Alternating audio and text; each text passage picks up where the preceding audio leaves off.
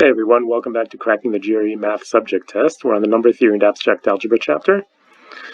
This is question number 5, and it's pretty nice because you have to think a little bit. We're asked how many consecutive zeros are at the end of 100 factorial. I'll just remind you that 100 factorial is equal to 100 times 99 times 98 all the way down to 3 times 2 times 1. Now, obviously, we're not going to calculate what 100 factorial actually is, but you have to know that in order to get a 0 at the end of a number, you need a factor of 10. So the question is, how many factors of 10 are inside of 100 factorial?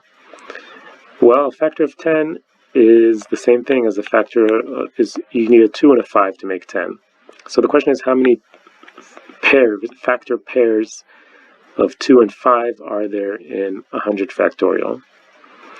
Well, let's think about it. If we write the prime factorization of 100 factorial, it's going to be 2 times some number times 5 times some other number times some third number, which, this one might be constructed of a bunch of other primes, but we don't really care about it. We care about 2s and 5s, because those will give us 10s, which will give us consecutive zeros at the end. Well, there's going to be a lot more 2s than 5s, so it's actually just enough to figure out how many 5s there are. Well, let's see, 100. How many times does 5 go into 100? Well, that's 20. 5, 10, 15, 20, those are all going to give us 0 at the end. But some factors, like here, let's say in the middle somewhere, there's 25. And 25 is actually 5 times 5.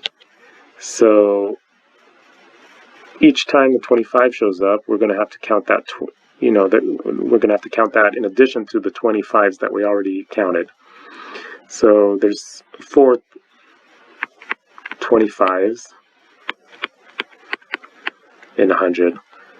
So altogether, we're going to have 24 5s.